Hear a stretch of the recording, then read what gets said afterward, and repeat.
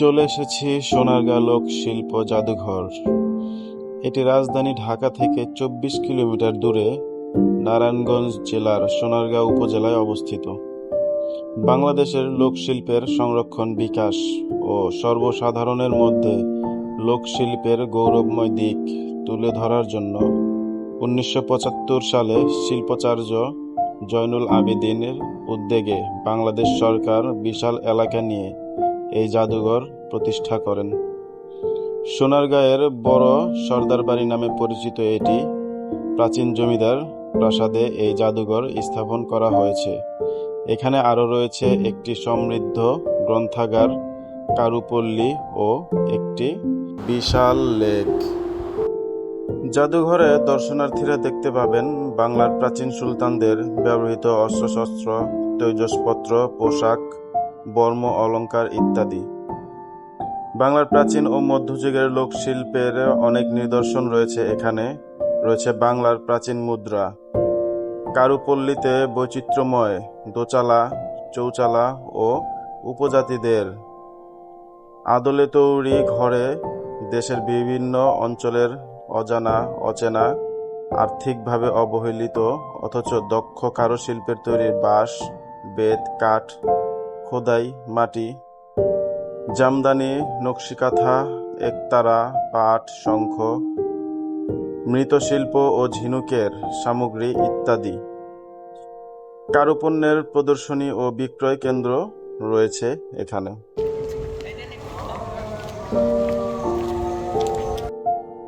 অল্প করে জাদুঘরের পরিচিতিটা দিয়ে ফেললাম, তো কথা না বাড়িয়ে চলুন এখন জাদুঘরের ভিতরে যাওয়া যাক এবং সেই প্রদর্শনীগুলো আমরা দেখি, আপনাদেরকেও দেখাই।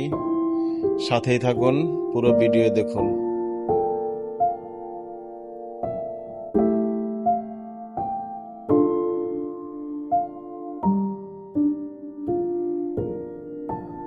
এখানকার শিল্পকর্মগুলো আসলেই মনোমুগ্ধকর, দেখতেও অনেক ভালো লাগছে।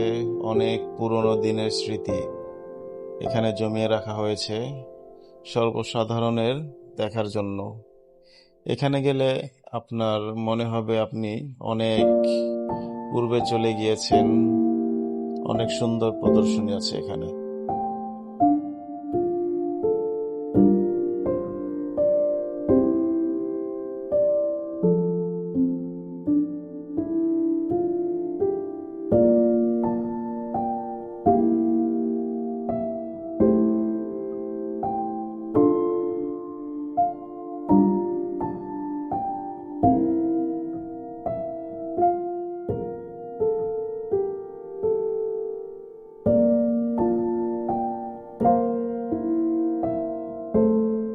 এটা হচ্ছে পুরোনো দিনের সিন্দুক। এখানে টাকা পয়সা, স্বর্ণ মুদ্রা রাখা হতো। অনেক সুন্দর ছিল কাঠের তৈরি এই সিন্দুকটি। এখনকার যুগে এসব দেখাই যায় না।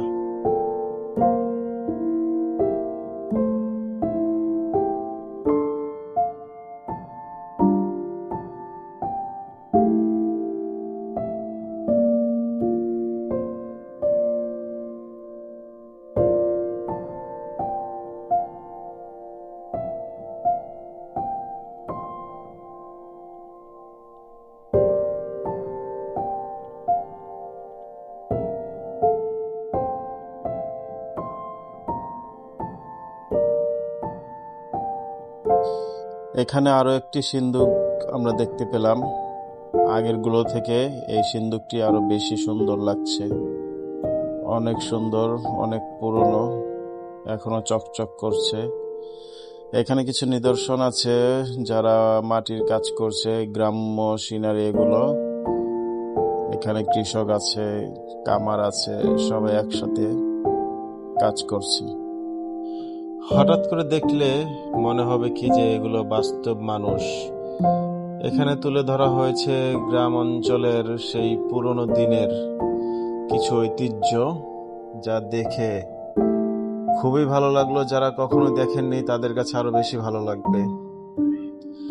তো ধন্যবাদ, আজকে এই পর্যন্তই ছিল আমার ভিডিও। বাকি অংশ ভিডিও দেখার জন্য আমার ফেসবুক পেজ ইউটিউবে সাবস্ক্রাইব করে ফলো দিয়ে রাখবেন। বাকি আরো অনেক কিছু আছে দেখার মতো, পুরনো জিনিস। সবাই সাথেই থাকুন। ধন্যবাদ।